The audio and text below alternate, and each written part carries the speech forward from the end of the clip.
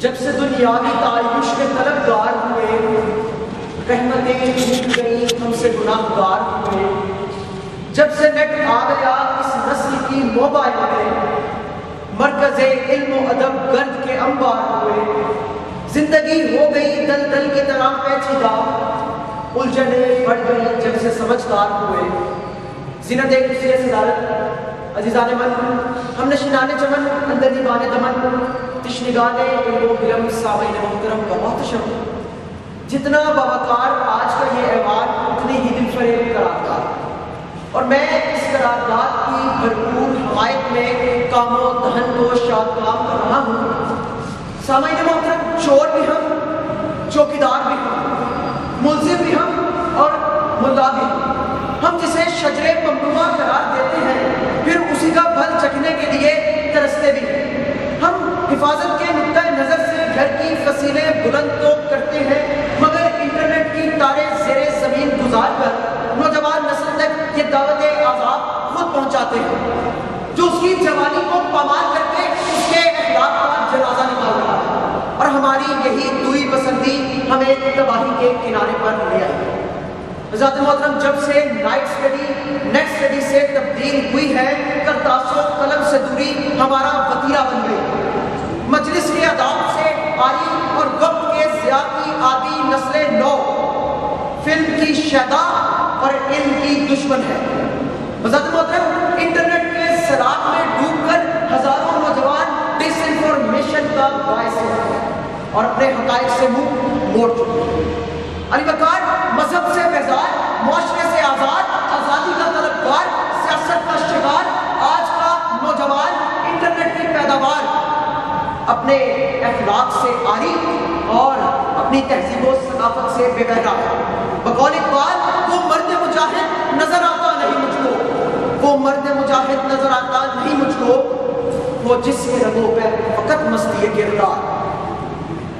سامعین محترم، جھوٹ، فریب، دغا بازی، شیلو جرنلزم، گٹر پریس، والدین کی نافرمانی، غلط بے وزن شاعری، من گھڑت دلائل، غرض یہ کہ وہ کون سی برائیاں ہیں جو انٹرنیٹ کی وجہ سے ہماری نوجوان نسل تک منتقل نہیں ہو رہی۔ سامعین محترم، بہت سے ترقی یافتہ ممالک نے نیٹ سروسز کو محدود کر دیا ہے، جیسا کہ چائنا اور ترکی میں فیس بک، ٹویٹر اور واٹس ایپ پر پابندی ہے، مگر وڈیروں، لٹیروں، نوٹوں، لفافوں، ماچیوں اور پاشیوں کے اوپر بیس کرتی ہماری مین ایجنٹس پالیسی کو ہمیں انٹرنیٹ کے ذریعے ہماری رگوں میں بے حیائی انجیکٹ کر رہے ہیں۔ سامعین محترم، بے زمینی کے کفن میں لپٹے کہ بدبودار لاشیں ہمارے لیے ذلت کے حوالے اور شدت کے اشتہارے ہیں۔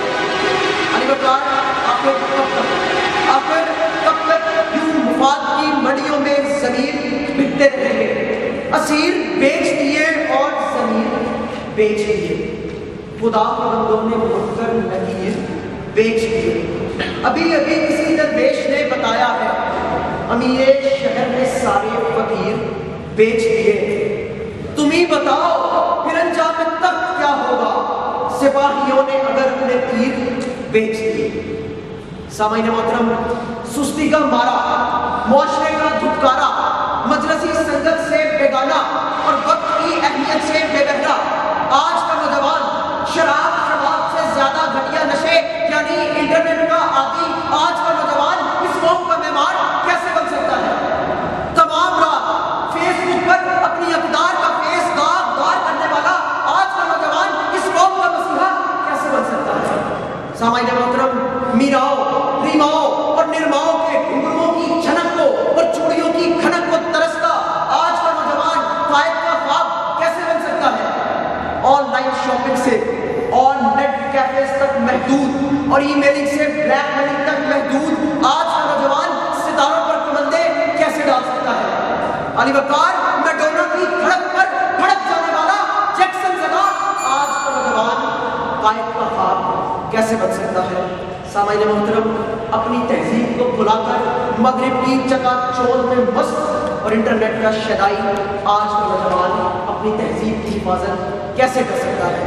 نظر کو خیرہ کرتی ہے چمک تہذیب تصدیق حاصل کی، یہ سنائی مگر جھوٹے لگوں کی ریزہ کاری۔ حضرات محترم، نیٹ کے فوائد اپنی جگہ، مگر اس کے اثرات بد کی فراوانی کی وجہ سے یا تو اس کو بین کیا جائے یا ایک محدود حد تک رکھا جائے۔ اس کی مادر پدر آزادی ہمیں بے حسی، جھوٹ اور فریب کا عادی بنا رہی ہے۔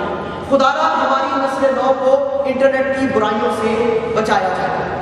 نیٹ کا ہوا ورود تو ہم کو پتہ چلا، نیٹ کا ہوا ورود تو ہم کو پتہ چلا، انسانیت کی شرم و حیا کون لے گیا، انسانیت کی شرم و حیا کون لے گیا۔